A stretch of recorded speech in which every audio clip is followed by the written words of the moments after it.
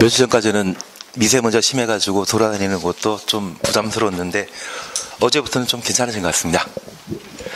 그래서 이웃을 잘 만나야 된다는 게 보편타당한 이야기 같습니다.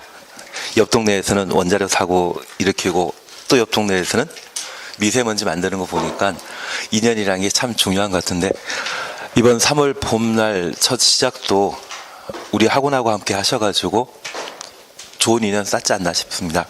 어제 민법은 잘 들어보셨습니까? 할만하셨습니까? 1차에서는 민법을 좀 잘 해나가시게 되면 1차 합격하는데 크게 문제 없으시고요. 그리고 2차 같은 경우에는 화요일날 공인중개사법 수업 들으셨죠? 그 공인중개사법을 어떻게든 80점 이상만 만드시면 합격하는데 전혀 문제 없으십니다. 그리고 공법 쪽은 좀 과락만 피하시면 문제 없는데, 그동안 찍는 건 많이 하지 않으셨습니까?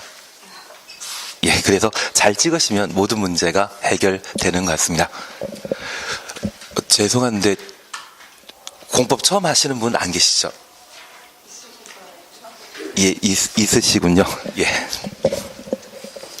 한 2달 동안은 좀 고생하셔야 될 겁니다. 2달 동안은 분명 한글로 쓰여 있는데 불구하고 평상시에 못 보던 용어들이 워낙 많이 나오다 보니 좀 힘들어 하실 수 있을 겁니다. 이번 시간에 우리가 함께 나가시는 게 부동산과 관련된 공법 규정을 살펴보게 됩니다. 나중에 민법 98조 오시게 되면 부동산에 대한 정의를 동산과 함께 정해 놓게 되는데, 저 부동산은 토지와 그 정착물을 부동산이라 표현하고 있습니다. 정착물 중에 가장 가치 있는 물건이 있다고 하면 주택이나 상가, 공장 등의 건축물이 되게 되는데, 우리 부동산과 관련된 공법 규정은 한 200개 정도가 있습니다. 아마 오늘도 법이 하나씩 만들어지고 있을 겁니다. 저 200개 공법과 관련된 내용들 중에 우리가 함께 공부하는 것은 달랑 6개거든요. 부담 없으시죠? 200개 다 공부하는 것보다는 홀랐지 않습니까? 그러면 토지와 관련된 공법 규정으로 첫 번째 우리 보시는 게 국토의 계획 및 이용에 관한 법률입니다. 약칭해서 국토계획법이 되게 됩니다. 여기 국토계획법은 우리 시험에 12문제가 출제되게 되는데, 오늘 한 장짜리 받으신 게 있고 아마 11월 달에도 한 장짜리 나간 게 있는데 11월 달 내용과 지금 내용이 조금 달라져 있습니다. 그 사이에 법이 좀 개정되었거든요. 나중에 우리가 함께 나가실 때 그 한 장짜리를 어떻게든 내 걸로 소화시켜 나가시게 되면, 한 작년 같은 경우는 9개 정도가 관련된 내용에서 한 장짜리에서 관련된 내용이 출제된 적이 있습니다. 다만 우리 국토계획법과 관련된 내용은 교재에서는 한 200페이지가 넘습니다. 그 200페이지를 한 장으로 줄여놨다고 하면 그건 말도 안 되지 않습니까? 그래서 관련된 내용들, 주요 사안들 중에 추가적으로 내가 좀 정리해 놓고 그 한 장짜리 보면서 좀 다루어지지 않은 것까지 내가 파악할 수 있다고 하면 충분히 좀 좋은 점수를 확보하지 않나 싶습니다. 그래서 여기 국토계획법은 힘드시더라도 어떻게든 10문제 정도는 맞춘다, 그 생각해 주셔야 되는데, 저 10문제를 맞추기 위해서는 국토계획법에 나오는 다양한 내용들을 충분히 이해해 줘야 됩니다. 최근 시험 문제는 단순 암기해서 풀 수 있는 문제가 아니라 응용해서 문제가 만들어지기 때문에 그 응용해서 만들어지는 문제를 풀기 위해서는 이해가 기본입니다. 그리고 시험에 나올 수 있는 것을 자주 살펴보시는 게 필요하지 않나 싶습니다. 그리고 토지와 관련된 공법 규정으로 도시개발법과 도시 및 주거환경 정비법이 있는데, 간혹 제가 개발법, 정비법이라 약칭할 수 있을 겁니다. 여기 도시개발법과 도정법은 각각 6문제씩 출제되게 되는데, 이 개발법에 관한 사항은 국토계획법에 관한 내용을 충분히 숙지하시게 된다면 쉽게 4문제 이상을 맞춰 나갈 수 있습니다. 반면에 도정법과 관련된 사항, 정비법과 관련된 사항은 제가 지금까지 계속 수업해보면 한 5회독을 수업시간 중에 열심히 해본 적이 있습니다. 그래서 한 6시간씩 열심히 해본 적이 있는데, 그렇게 열심히 한 3년 정도를 해봤는데 출제되는 6문제 중에 보통 하나 아니면 2문제 맞추시더라고요. 우리 시험은 오지선다인데 그냥 아무 생각 없이 번호 하나만 찍더라도 최소 하나는 맞추시고요. 운 좋으면 6문제 중에 2문제도 맞출 수 있습니다. 그래서 5회독을 함께 수업 시간 중에 하셨다고 하면 따로 복습했을 때 한 10회독, 15회독까지, 15회독까지 도정법에 관한 사항, 정비법에 관한 사항을 했을 것 같은데 결과는 좀 비슷하거든요. 그래서 저 도정법은 잘 찍는 게 필요하지 않나 싶습니다. 그래서 나중에 우리가 함께 해나가게 되면 주요 테마와 관련되어 한 6군데 정도를 하게 될 것이고 저 6군데 토대로 해서 한 20여 개의 문제를 풀어보게 될 겁니다. 제가 잘 찍으면 문제 맞출 수 있고 못 찍었다고 하면 꽝 되시는 거죠. 하여튼 정비법은 만만치 않습니다. 그렇게 개발법과 도정법에 관한 사안들을 한번 처리해 주시는 게 필요하지 않나 싶습니다. 그리고 토지와 관련된 공법 규정으로서 농지법이라는 것을 우리가 함께 보는데 출제되는 문제는 2문제입니다. 여기 농지법과 관련되어 최근 15년 사이에 출제되는 2문제 중에 하나는 항상 5번이었습니다. 그래서 작년 같은 경우에도 2문제 중에 하나가 5번이었거든요. 그래서 작년에 수업할 때는 최근 15년 사이에 3번 빼고는 다 5번이었다고 이야기 드렸었는데 작년에 5번이 출제되었기 때문에 15년 사이에 2번 빼고는 5번입니다. 그래서 아주 쉬운 문제에 대해서는 내가 직접 실력껏 풀어나가시고요. 잘 모르겠다 싶으시면 그냥 5번 찍으면 절반은 건지지 않나 싶습니다. 그리고 건축물과 관련된 법률로서 건축법이라는 것과 주택법이라는 것을 우리가 함께 볼 수 있는데 2개 법률은 각각 7문제씩 출제되게 됩니다. 만약 주택법에 관한 내용을 내가 충분히 숙지하고 이해하고 건축물과 관련된 구조 설비에 관한 사항이나 절차 등에 관한 내용들을 이해한 상태에서 주택법을 보게 되면 저 주택법은 아주 쉽습니다. 그래서 이 건축법과 관련된 내용들 중에 어떻게든 5문제 이상을 맞출 실력이 쌓이시게 된다고 하면 주택법은 실수하면 하나 틀리고 실력 좀 쌓이신다고 하면 아마 7문제까지 다 맞출 수 있을 겁니다. 그래서 나중에 우리가 좀 하다 보면 국토계획법은 출제 비중이 아주 높기 때문에 얘는 당연히 계속 많이 해주셔야 되는 내용이고 개발법 도정법에 대해서는 천천히 해나간다 생각하시고 여기 건축법과 주택법에 좀 할애를 많이 하시게 된다고 하면 어느 정도 좋은 점수 받을 수 있지 않나 싶습니다. 그래서 좀 힘드시더라도 저 3개 법률 위주로 일단 해 주십니다. 그래서 제 계획은 이번 3월 3주 사이에는 국토계획법에 관한 사항들을 정리해 나갈 겁니다. 다만 10일, 12 과정에서는 국토계획법을 제가 6주에 걸쳐 수업한 적이 있습니다. 그리고 1, 2 과정에서는 5주에 걸쳐 수업한 적이 있는데 이번 3, 4월 달 같은 경우는 3주에 끊으려고 노력하겠습니다. 해보니까 잘 안 되긴 안 되더라고요. 그리고 건축법에 대해 한 2주 정도를 함께하고 주택법을 2주 정도 하게 되는데 2주 하고 남는 1시간이 있다고 하면 그때 농지법에 관한 내용들을 정리해 나갈 겁니다. 그리고 마지막 한 주가 남는다고 하면 개발법에 관한 사안들을 한 3시간 정도 해 나가시는데 1, 2월 달에 개발법에 관한 내용은 진도 나간 게 있거든요. 그래서 동영상을 좀 들어준다 전제하고 1, 2월 달에 하지 않았던 내용들을 3, 4월, 4월 달 과정에 개발법을 한 3시간 정도를 해 나가게 될 겁니다. 그리고 정비법과 관련되어서는 1, 2월 달에 했던 것 똑같이 반복되는 내용들을 1시간에 마무리 짓게 될 겁니다. 그렇게 해서 8주를 보내게 됩니다. 그리고 처음 공부하신다고 하면 아마 2달 동안은 진짜 공법에 관한 내용들을 싫어하실 겁니다. 그런데 저 공법을 통과해야만 최종 합격하시거든요. 1, 2차가 분리되어 있는 시험이라고 하면 사실 1차에 대해서는 합격률이 높건 말건 상관없습니다. 2차에서 걸러내면 되거든요. 그래서 아마 2차에서 가장 욕먹는 과목 찾으라고 하면 이 시간이 되실 겁니다. 대신 작년 같은 경우는 제가 참 뿌듯했던 적이 있습니다. 종전에는 저만 욕먹으면 됐었는데 저 말고도 공인중개사법 교수님 빼고 세법 선생님이나 공시법 선생님도 저랑 함께 욕먹어 주셨거든요. 얼마나 뿌듯했든지 그런 해가 참 없었습니다. 그래서 아마 이 공법만 좀 어떻게든 한 50점 정도 나올 수 있도록 노력해 주신다면, 실제 모의고사 볼 때는 한 60 정도 나오시고 하시면, 어떻게든 모의고사 60 이상 나오시면 실제 시험에서는 어떻게든 50점 이상 나오시거든요. 그래서 모의고사 60점을 맞겠다 생각하시면서 꾸준히 공부해 나가시게 되면 공법 때문에 떨어졌다는 이야기는 안 나오실 겁니다. 다만 공법은 단순 암기해서는 해결되지 않습니다. 어느 정도 이해해 주시고 그 이해를 토대로 해서 내용을 정리해 나가시는 게 필요하지 않나 싶습니다.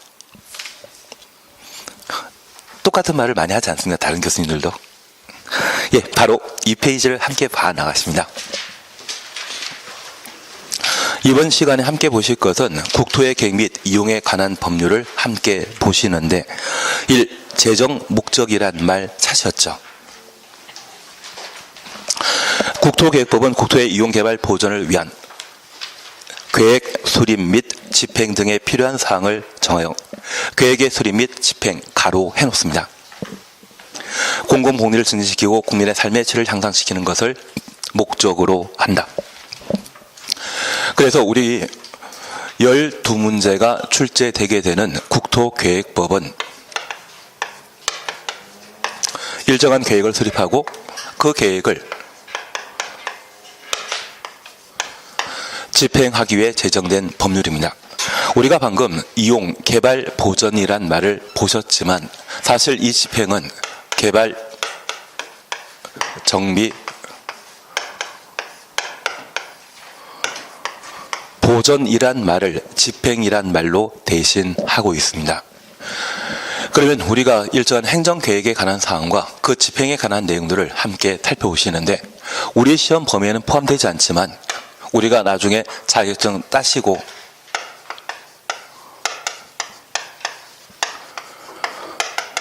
실무에 뛰어드시게 된다고 하면 반드시 확인할 행정계획으로 국토종합계획이라는 것이 있습니다. 저 국토종합계획을 도시군 단위로 집행하기 위해 저 도시군 단위에 수립하는 계획으로서 도시군 계획이라는 것을 우리가 함께 공부하게 됩니다. 잠깐 이해해 줄 것이 있습니다. 여기 국토종합계획은 국토교통부 장관이 20년 단위로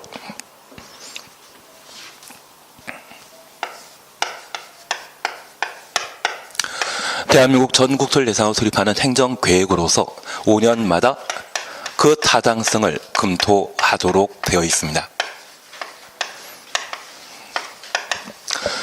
그러면 우리가 다양한 행정계획에 관한 사안들을 들어본 적이 있는데, 경제개발 5개년 계획이나 또는 가끔 북한과 관련된 사항으로서 비핵화 계획이라는 말을 좀 들어본 적 있으실 겁니다. 그런 계획처럼 장기적으로 대한민국 전국토를 어떻게 발전시켜 나갈 것인지 그 방향을 제시해주는 계획이 있다면 그것을 국토종합계획이라 표현하게 됩니다. 저 국토종합계획은 국토교통부 장관이 수립하게 되는데, 우리가 하나 이해하실 것이 있습니다. 대한민국을 발전시켜 나갈 자는 우리 국민 모두이겠지만 그래도 어떤 방향으로 발전시켜 나갈 것인지 방향을 제시해 주는 것은 국가가 해야 되죠. 그 국가는 사법부와 그리고 입법부 그리고 행정부로 각각 구분하게 되는데, 그 행정부의 다양한 정책을 결정하는 분을 행정청이라 표현하게 됩니다. 행정청이란 말 들어본 적 있으십니까? 그러면 이 행정청은 중앙행정기관과 지방자치단체로 각각 분류하고 있는데, 지금 우리가 살고 있는 시대는 중앙집권제입니까? 지방분권제입니까? 이건 쓸 필요 없습니다. 쓸 거는 나중에 한 장짜리 다 있는데요. 그걸 보시는 게 필요하실 것 같습니다. 많이 들어놓으셔야만 5월달이라도 해볼만 하십니다. 만약 지금 안 들어놓으시면 5월달에도 또 생판 모르는 소리가 되어버립니다. 만약 다음 주에 좀 알차게 듣고 싶으시다고 하면 1, 2월달에 진도 나는 만큼 동영 듣고 수업에 참여하시게 되면 얘가 좀 수월하실 수 있을 겁니다.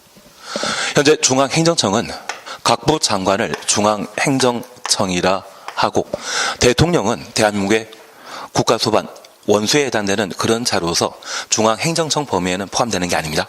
업무를 통할하는 자로 이해해 주십시오.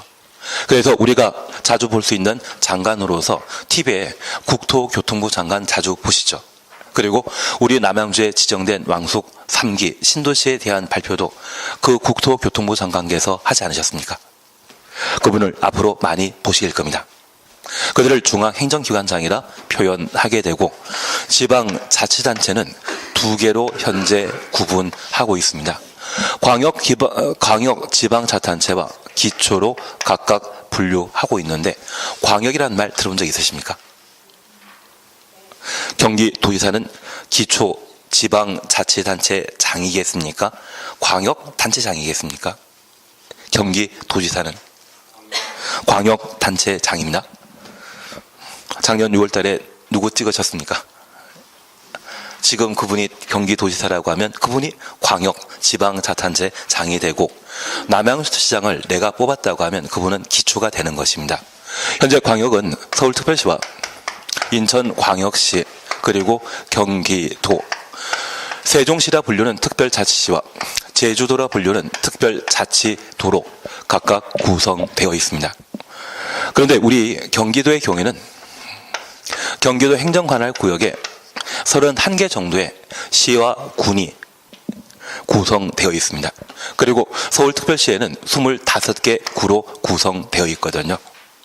그래서 이 광역이란 말은 넓다고 해서 광역이 되는 것이 아니라 우리가 알고 있는 광역버스 있죠. 우리 남양주와 서울 운행하는 버스가 있다고 하면 걔가 광역버스이고 남양주 시내만 돌아다닌다고 하면 그때는 시내버스지 않습니까? 그래서 이 광역이란 말은 2 이상의 시군구를 광역이란 말로 대신 표현하게 됩니다. 그래서 우리가 잠깐 이해하실 것은 현재 서울특별시는 2 이상의 시군구가 구성되어 있기 때문에 광역지방자치단체이고 경기도는 31개 시군으로 구성되어 있기 때문에 광역지방자치단체가 되게 됩니다. 그래서 이 특별시장, 광역시장, 도지사를 약칭해서 시도지사란 말로 대신하고 기초는 시군구청장이 되게 됩니다. 그런데 우리가 알고 있는 세종시 있지 않습니까?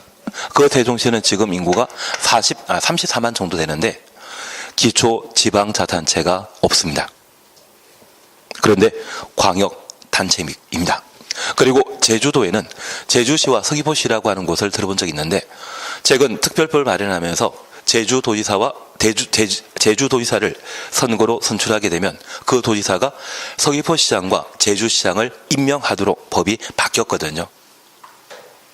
그래서 제주도의 서귀포시장은 우리가 알고 있는 동사무소의 동장님과 똑같은 역할을 하지, 내가 집 지을 때 건축 허가 받아야 되는데 그 건축 허가권자는 서귀포시장이 아니라 제주도지사입니다. 그래서 제주도에 있는 서귀포시장이나 제주시장에 대해서는 비자치시장이라 표현하고 선거를 통해 뽑히지 않은 시군구청장이 있다고 하면 기본적으로 인허가권이 없습니다.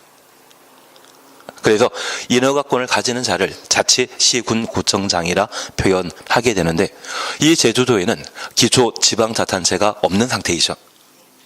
일반적인 광역지방자치단체는 2 이상의 시군구가 분명 있어야 되지만 제주도는 그게 없기 때문에 아주 유별나고 이상하다 해서 특별을 붙이게 됩니다. 그래서 특별자치시와 특별자치도는 어떤 때는 광역단체장으로서의 인허가권을 행사할 수 있지만 어떤 때는 기초지방자치단체로서의 인허가권을 동시에 행사하는 것이 특징입니다. 그리고 우리 경기도에는 여러 시군으로 구성되어 있는데 이런 도시 중에 인구가 50만 이상인 곳과 50만 미만인 곳이 있습니다. 만약 50만 이상의 도시가 존재한다고 하면 이러한 곳들을 대도시라 하고 그곳 책임지는 자를 대도시장이라 표현하게 되는데 이러한 대도시에는 시민들에 대한 행정 서비스를 제공하기 위해 구를 둘 수 있습니다. 둬야 하는 것이 아니라 둘 수 있습니다. 그래서 성남시에 분당이라는 곳 들어본 적 있고 고양시에 일산이라는 곳 들어본 적 있다고 하면 그 도시가 50만 이상이기 때문에 행정 서비스를 제공하기 위한 구를 분당구, 일산구란 말로 대신 표현하게 됩니다. 다만 우리 남양주도 인구 50만 넘는데 불구하고 구가 따로 없죠. 비자치구에 대해서는 임의적 규정이기 때문에 우리 남양주에서는 두질 않고 있습니다. 대신 분당구 운영하기 위해서는 구청 하나 만들어야 되지 않겠습니까? 그리고 공무원들도 몇 명 더 뽑아야 될 텐데 비용 많이 들지 않겠습니까?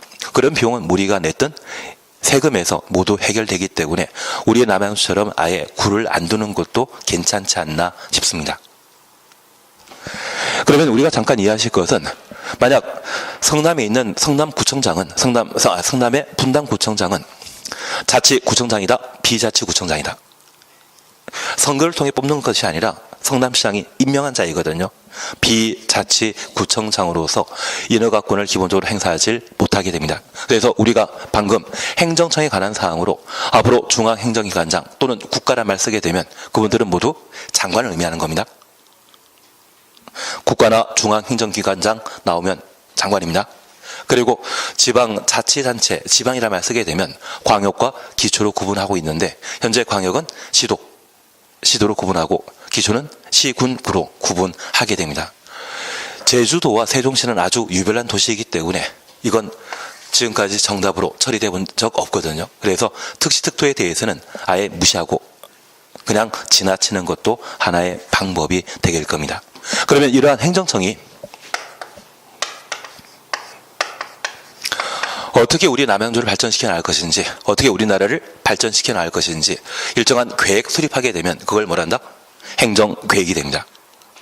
그래서 이번 3월 달에 계획 하나 세우셨죠. 10월 달에 따겠다고 계획을 세우셨다고 하면 그 계획을 달성하기 위한 구체적인 공부 방법도 정해 주셔야 되지 않겠습니까? 그래서 우리 모든 수업 끝나고 나면 한 2시간 정도는 진도 나간 만큼 복습해 주시는데 아마 공법 시간 같은 경우에는 가로 하라거나 줄치라고 하거나 동그라미 하라는 부분들이 있습니다.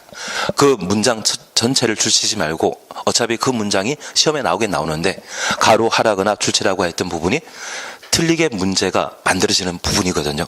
그래서 문장 자체를 한번 읽어 주시는데 그 표시했던 부분에 대해 좀 관심 있게 봐주시는 게 필요하십니다. 그리고 그렇게 한번 읽으시면서 오늘 수업 시간 중에 들었던 것들이 생각난다고 하면 공부 잘 되신 것이고 좀 이해 안 되는 부분이 있다고 하면 그때는 어떻게든 이해하려고 노력해 주셔야 됩니다. 저한테 물어보시건 또는 동영상을 통해 다시 한번 그 파트만 다시 보시건 많은 노력을 해주시는 게 필요하십니다. 그래서 저 행정청이 수립하는 계획 뭐다? 행정계획이고요. 그리고 저 행정청이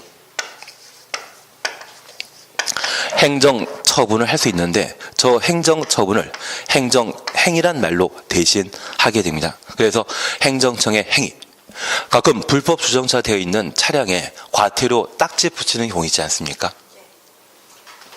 그것은 행정청이 한 행위입니다.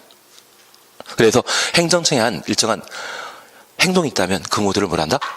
행정행위, 행정처분이라 표현하게 됩니다. 그래서 우리 공법에서는 저 행정계획과 행정처분, 행정행위에 관한 사안들을 살펴주시는 게 일단 기본적인 기초과정을 함께 해나가는 방법이 아닌가 싶습니다. 그중에 우리가 잠깐 확인하신 것이 국토교통부 장관은 대한민국 전 국토를 대상으로 국토종합계획을 수립하고 어떻게 발전시켜 나갈 것인지, 이 국토종합계획을 수립하게 되면 몇 년 안목으로 계획 수립하는 겁니까? 20년. 그래서 20년 뒤에 우리 대한민국 전국토를 어디를 개발 육성하고 어디에 어떤 산업단지나 어떤 신도시를 만들어 나갈 것인지 그 방향을 제시해주는 계획을 국토종합계획이라 표현하게 됩니다. 우리 작년에 국민소득이 3만 불 돌파했다고 하는데 체감하십니까? 그때 3만 불 돌파했던 게 2018년이 있지만 우리가 2만 불 돌파했던 게 2006년이었다더라고요.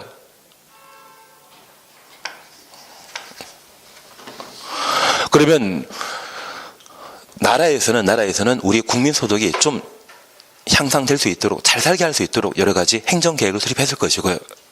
그런 행정계획의 결실로 국민소득이 2만 불대에서 3만 불대로 분명 바뀌었습니다. 그런 방향 제시해주는 것이 있다면 그 모든 것은 행정계획입니다. 그 행정계획 중에 대한민국 전 국토를 예산으로 수립하는 계획이 뭐다? 국토종합계획. 저 국토종합계획을 흔히 국가계획이란 말로 대신하게 됩니다. 그런데 지금 우리가 살고 있는 지금 이 시기는 중앙 집권제이다, 지방 분권 시대이다. 지방 분권 시대입니다. 그러면 한 70년대, 80년대는 저 국토종합계획을 수립하고 저것으로 대한민국의 모든 구성원들을 끌고 가면 됐었지만 지금은 지방 분권 시대이거든요. 집행은 국가 단위로 하겠습니까? 도시 군 단위로 하겠습니까? 도시 군 단위로 하게 됩니다. 그런데 우리가 하나 이해하실 것이 있습니다. 여기 국토종합계획에 우리 남양주의 발전상도 분명 반영되어 있거든요. 그런데 장관이 전국에 200여 개 도시 군이 있는데 전국에 200여 군데 도시 군을 1년 365일인데 빨간 날 빼고 또는 토요일 날 빼버리게 되면 하루에 한 군데 다녀오면 끝이거든요. 남양주 하루 딱 와가지고 남양주의 성장 발전 계획을 수립해 줬다고 하면 그것은 우리 남양주 현실에 딱 알맞는 것이겠습니까? 좀 부족한 게 있겠습니까? 하루 와가지고 전국에는 한 220개 도시가 있거든요. 예, 그래서 저 국토종합계획을 우리 남양주에 그대로 접목해서 집행하는 것은 좀 문제 있지 않겠습니까? 그래서 우리 도시군 단위로 저 국토종합계획을 효율적으로 접목시키기 위해 동일한 성격을 가지게 되는 도시군 기본계획을 우리 남양주 책임지고 있는 남양주시장이 수립하도록 되어 있습니다. 그리고 이 도시군 기본계획은 국토종합계획과 마찬가지로 우리 남양주를 어떻게 발전시켜 나갈 것인지 장기 발전 방향을 제시하는 행정계획이 되게 됩니다. 그러면 이 남양주의 장기 발전 방향은 한 몇 년 단위로 만들어지겠습니까? 20년입니다. 이것도 20년 단위입니다. 다만 우리 남양주에는 2020년도까지 남양주 인구를 50만 만들겠다고 한 2004년도에 남양주 기본 계획을 수립한 적이 있습니다. 그런데 저 50만을 한 2015년, 16년에 돌파해버렸거든요. 원래 계획했던 것은 2020년도에 인구 50만 만드는 것인데 지금은 인구 66만입니다. 그러면 우리 남양주를 지나치게 과도 성장시킨 남양주시장은 야단쳐야 된다? 잘했다고 칭찬해야 된다? 칭찬할 상황이 되지 않겠습니까? 그리고 이렇게 조기에 돌파하다 보니 이제 남양주에서는 인구 80만의 도시를 만들겠다고 2030년까지 인구 80만 도시 만들겠다고 도시군 기본계획을 마련했는데 왕속 지구에 대한 개발 사업이 이루어지게 되면 6만 6천 세대이거든요. 한 세대에 3명만 거주하게 되면 20만이고 한 세대에 3명 거주하면 20만이고 지금 인구가 66만인데 아마 왕속지구 개발 사업 끝나고 입주 끝나게 되면 아마 80만도 돌파해 버릴 것 같습니다. 딱 30년도에 돌파하겠습니까? 그 전에 미리 달성하겠습니까? 그러면 남양주 책임지고 있는 남양주시장은 잘못된 기본계획 수립한 것이죠. 맴매해야 되지 않겠습니까? 그래서 이 장기 발전 방향은 우리 도시를 어떻게 발전시켜 나갈 것인지 비전 제시해주는 계획이거든요. 그 비전 잘못 수립할 수 있고 목표한 것을 달성 못할 수도 있을 겁니다. 책임져야 되겠습니까? 그냥 놔둬야 되겠습니까? 그냥 놔두고 잘해봐라. 그래서 가끔 자제분들은 빼고 조카들이 서울대는 그냥 갈만하고 그냥 뭐 미국에 좀 명문대학 가겠다고 해서 열심히 공부하겠다고 하면 격려하시겠습니까? 터무니없는 꿈 꾸지 말라고 야단치셔야 되겠습니까?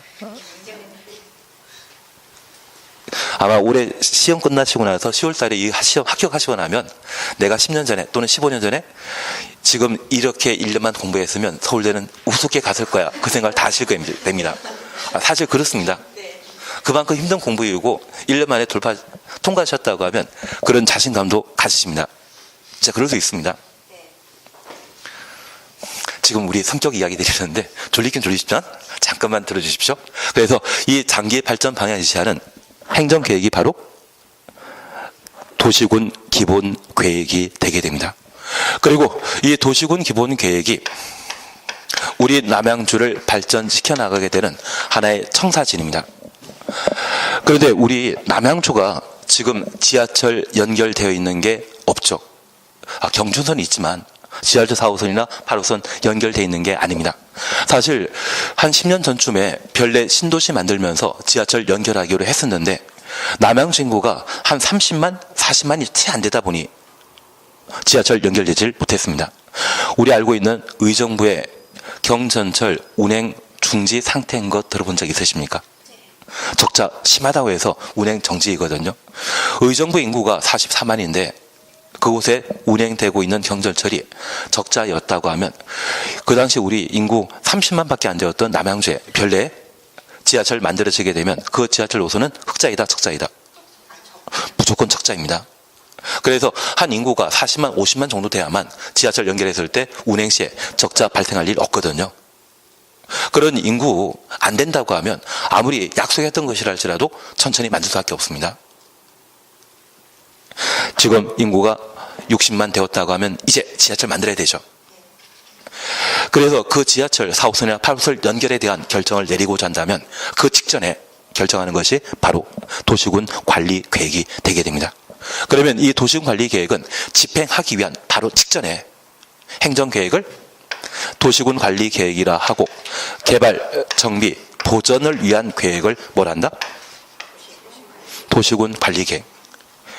그래서 우리 주변에 인구가 한 5만, 10만밖에 안 되는데 10년 뒤에 또는 20년 뒤에 인구 150만에 대도시를 만들겠다. 그런 청산 제시하는 것이 있다면 그게 뭐다? 기본 계획이고요. 인구 10만, 5만이 할지라도 기본적으로 학교나 도로나 병원 필요하지 않겠습니까? 시립병원이든 도립병원이든 국립병원이든 뭔가 만들 필요가 있지 않겠습니까? 그걸 만들고자 할 때 직전에 수립하는 행정계획이 있다면 그것을 도시군 관리 계획이라 표현하게 됩니다. 그런데 우리 국가계획을 집행하는 단위는 무엇입니까?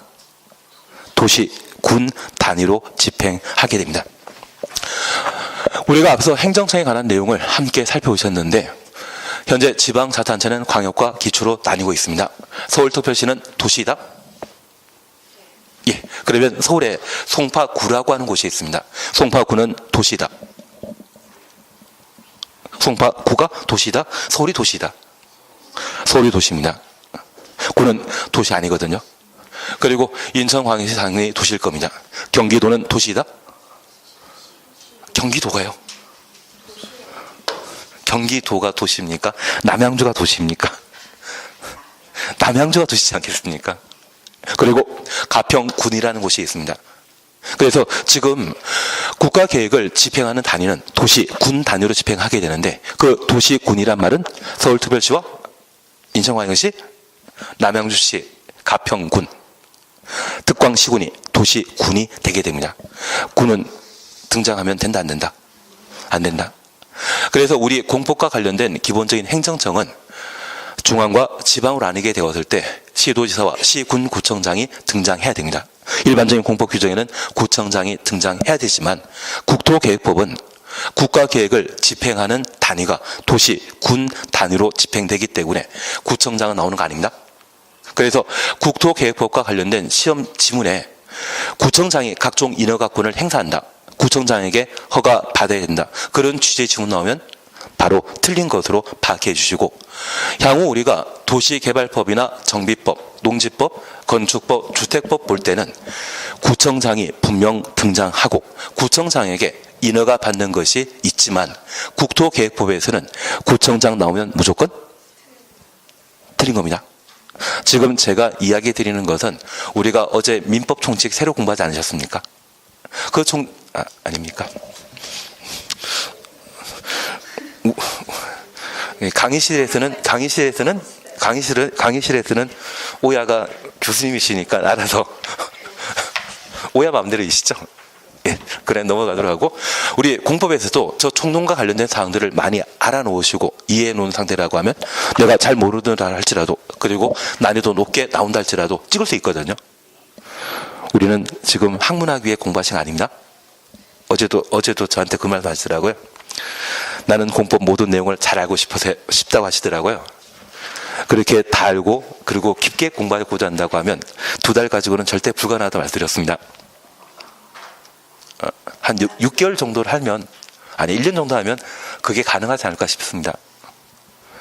그냥 우리는 지금 학문하기 위해 모인 게 아니라 시험에 합격하기 위해 모였다라는 것만 좀 전제해 주시고, 저 시험에 합격하기 위해 문제 풀 때 요령으로서 국토계획법에 구청장 나오면 된다 안 된다? 안 된다. 그것 잡아주시는 게 필요하십니다. 그래서 재정 목적과 관련되어 그것만 보시면 되고요. 이번 기본원칙 제끼십니다. 제끼라고 하는 것은 시험 볼 때까지 절대 보는 거 아닙니다. 그리고 한 장 넘기시면 제2절 용어 정의와 관련되어 광역도시계획이란 말 찾으셨죠. 그리고 도시군 계획이란 말 찾았습니다. 우선 도시군 계획을 함께 살펴놓습니다. 특별시, 광역시, 시군, 특별시, 광역시, 시군, 특별시부터 군까지 가로 해놓습니다.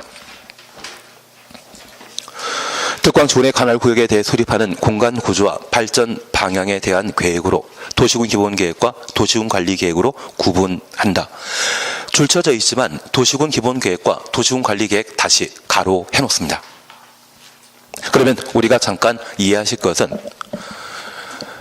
여기 도시군 계획은 이 행정계획의 수립 대상은 도시군이 대상이죠. 도시군 계획의 수립 대상은 어디다? 도시군입니다. 저 도시군을 달리 표현하게 되면 특별시, 광역시, 시군이 되게 됩니다.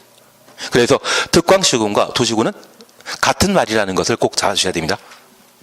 그래서 우리 국토계획법의 집행은 도시군 단위로 이루어지기 때문에 군은 포함되는 것 아닙니다. 그걸 잡아주시는 게 필요합니다. 그리고 이 도시군 계획은 특광시군을 대상으로 수립하는 행정계획으로 기본계획과 관리계획으로 구분 중입니다. 그런데 우리 하나 이해하실 것이 있습니다. 여기 특광시군은 자연스럽게 만들어진 장소이다. 일부러 지정한 곳이다. 우리 남양주시는 일부러 만들어 놓은 건가요? 예. 다시 한번 보십니다. 광역도시계획 잠깐 해보시게 되면, 광역도시계획은 지정된 광역계획권의 장기 발전 방향을 제시하는 계획을 말한다. 저 광역도시계획의 수립 대상은 광역계획권인데 그 광역계획권은 일부러 지정한 것이죠. 반면에 특별시, 광역시, 시군은 지금 보고 있는 남양주는 20년 뒤에는 없어질 도시이다. 계속 남아있을 도시다. 그리고 울릉군이라고 하는 군도 있거든요. 울릉군도 100년, 200년 지나 할지라도 계속 울릉군이지 않겠습니까? 그래서 그 특광시군이라고 하는 것은 지방자치법에 따라 만들어진 행정관할구역에 해당되지만 쉽게 없어지는 게 아닙니다. 그러한 곳에 수립하는 계획을, 행정계획을 도시군계획이라 하는 반면, 일부러 만들어지는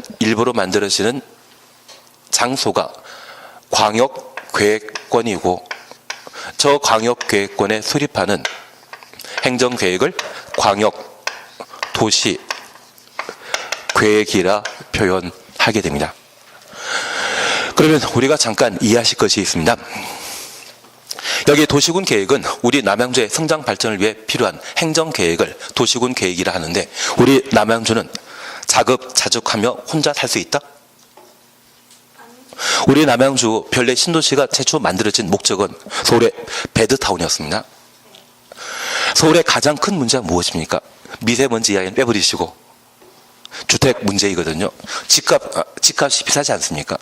좋은 집 참 많긴 많지만 워낙 비싸기 때문에 일자리는 서울에서 제공할 테니 경기도의 여러 시군에서 주거 공간을 제공해 달라 해서 수도권이라고 하는 광역계획권을 지정한 바 있고요. 서울에서는 일자리 제공하고 경기도 여러 시군에서 주거 공간을 제공하게 되면 두 개 지역을 운행할 수 있는 교통망이 필요하지 않겠습니까? 그래서 우리가 광역버스를 많이 타시고 또는 경춘선과 관련된 기차를 타고 서울에 출퇴근하는 것이 있다고 하면 그것은 수도권에 수립되어 있는 수도권 정비 계획에 따른 교통 분담 또는 주거 분담, 경제 분담, 그런 분담 계획에 따른 결과물이 되는 겁니다. 처음 들어보는 이야기 많으시죠? 지금 이해해 주실 것은 이 광역이란 말은 넓다는 의미입니까? 둘 이상의 시군구였습니까? 둘 이상의 시군구. 그러면 이걸 국토계획법에서는 구를 빼버리거든요. 구를 빼버리거든요. 국토계획법은 국가계획을 무엇 단위로 집행한다? 도시군 단위로 집행하기 때문에 특광시군이 집행 단위가 되는 겁니다. 저 광역이라면 둘 이상의 특광시군이겠죠. 둘 이상의 특광시군에 광역계획권으로 지정하게 되면 그때 수립하는 행정계획을 뭐란다? 광역도시계획. 그러면 우리 남양주 하나에 수립하는 도시군 계획과 둘 이상의 특광시군이 광역계획권을 지정되었을 때 수립하는 광역도시계획은 그 수립 대상 지역이 같다, 서로 다르다. 광역도시계획은 어디에 수립한다? 광역계획권에. 광역계획권은 뭐다? 둘 이상의 특광시군이다. 그러면 남양주라고 하는 도시 하나에 수립하는 계획보다 광역도시계획이 좀 수립 대상이 좀 더 넓지 않겠습니까? 크지 않겠습니까? 얘가 상위 계획이겠죠. 대한민국 전국투를 예상으로 하는 국토종합계획, 국가계획이 상위 계획이겠죠. 그러면 하위 계획은 상위 계획에 각각 부합해야 되고 상위 계획은 하위 계획의 수립에 지침이 돼야 되지 않겠습니까? 상하관계 조금 이해하시겠습니까? 그러면 우리가 이제 다시 하나 봐주실 것은 저 도시군 기본 계획에, 도시군 계획에 광역 도시 계획이 포함된다? 도시군 계획은 기본 계획과 관리 계획으로 구분할 뿐, 저 도시군 계획에는 광역 도시 계획은 포함되는 것 아닙니다. 그래서 도시군 계획은 특광시군 하나 대상으로 수립하는 행정계획을 도시군 계획이라 하는 반면, 광역도시계획은 둘 이상의 특광시군이 무엇으로 지정되면? 광역계획군으로 지정되면 그곳에 수립하는 행정계획을 광역도시계획이라 표현하게 됩니다. 광역도시계획은 도시군 계획에 포함한다? 전혀 관계없다. 관계없다. 그렇게 잡아주시는 게 필요하십니다. 그리고 도시군 기본계획이란 말과 도시군 관리계획이란 말을 각각 볼 수 있습니다. 우리 한 장짜리를 잠깐 가주십니다.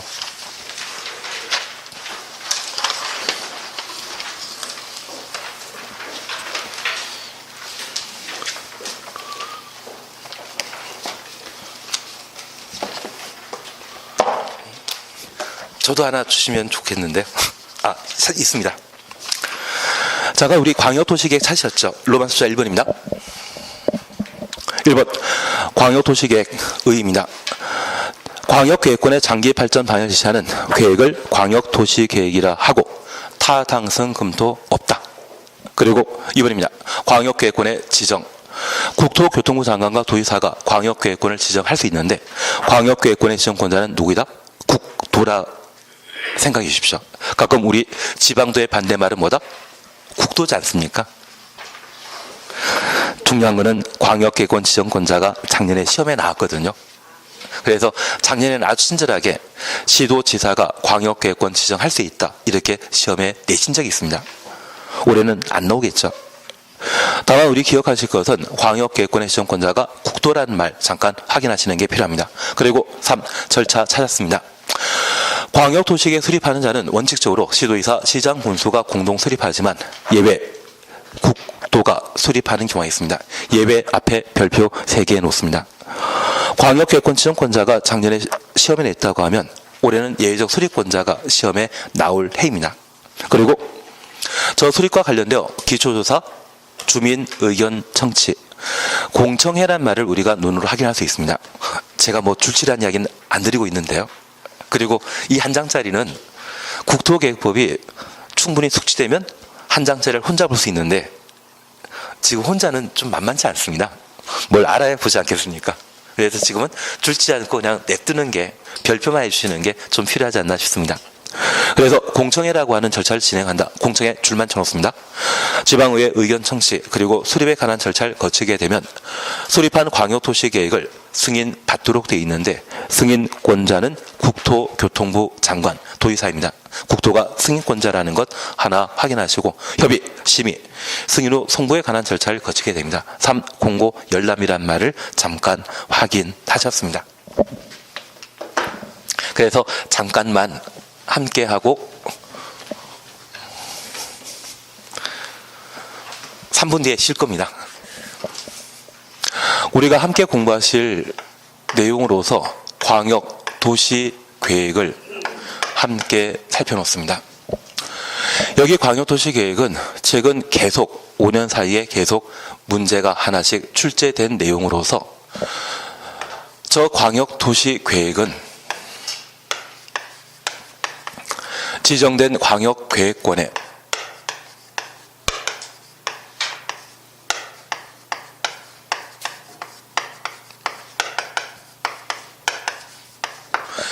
장기 발전 방향을 제시하는 행정계획을 광역도시계획이라 표현하게 됩니다. 여기 광역도시계획은 지금 당장 만드는 집행에 관한 계획입니까? 비전 제시하는 계획입니까? 비전 제시하는 계획입니다.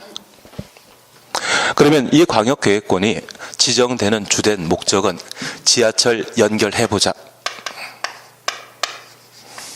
그리고 우리 남양주에는 GTX라는 게 있지 않습니까? 만든다, 안 만든다? 확정됐습니까? 아직 확정 안 된 것 같은데요. 그거 확정된 거 아닙니다. 확정된 거 아닙니다. 광역도시계획에서 GTX 만들겠다 결정했을 뿐입니다. 대신 이 GTX 만들고자 한다면 예비 타당성 심사 통과야만 만들어진다는데 이번에 예타 면제 대상에서 빠지지 않았습니까?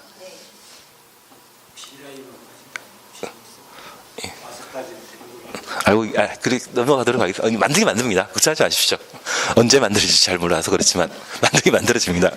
다만 우리가 이해하실 것은 저 GTX는 우리 남양주에서만 운행하는 곳이 아니라 서울이나 다른 인천까지 연결되는 교통망이거든요. 저것 어디에 만드는 것이 좋은지.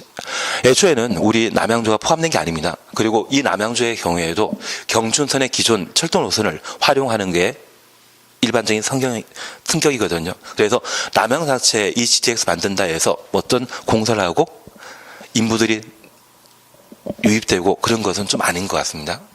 그래서 기존의 GTX를 경춘선 노선을 활용하게 된다고 하면 좀 운행한 차량이 좀 더 많아지지 않겠습니까? 그래서 지하철 경춘선의 노선을 지금 왕복 양차선에서 한 4개 차선으로 또는 병목 현상을 해결하기 위해 좀 더 폭을 넓힌다고 하면 괜찮을 것 같은데 그게 아니라면 좀 애매한 것이 현실인 것 같습니다. 그러면 이 GTX를 만들게 되었을 때 남양주 어디까지 연결시킬 것인지 그렇게 함으로써 GTX 운행과 관련된 경제적 득실이나 또는 이용하는 자의 편의를 고려할 수 있지 않겠습니까? 그것 고려해서 만들어지는 행정계획을 말한다? 광역도시계획. 지금 GTX는 남양주에서만 설치되어 있다. 서울도 연결된다. 그럼 남양주와 서울에 걸쳐 지하철이나 GTX 만들게 된다고 하면 그 위치를 어디까지 하는 게 나은지, 언제 공사 착수하고 언제까지 공사 만료하는 게 나은지 그것 미리 계획하고 집행할 필요 있지 않겠습니까? 그때 수립하는 계획을 뭐란다? 광역도시계획. 그래서 최근 논란이 되고 있는 GTX에 관한 설치 문제 또는 제2 경부고속도로 만들어진다는 문제 있지 않습니까? 그것 시사성 있는 문제에 해당될 텐데 그 시사성 있는 문제는 무엇과 관계된 것입니까? 광역도시계획과. 그래서 최근 우리 시험에 계속 광역도시계획이 연속해서 출제되고 있습니다. 지하철 생각해 주든지 아니면 GTX 생각해 주시면 광역도시계획을 쉽게 해결할 수 있을 겁니다. 이해는 되시겠습니까? 그러면 빨리 쉽니다. 이해되셨는데 빨리 쉬는 게 나을 것 같은데요.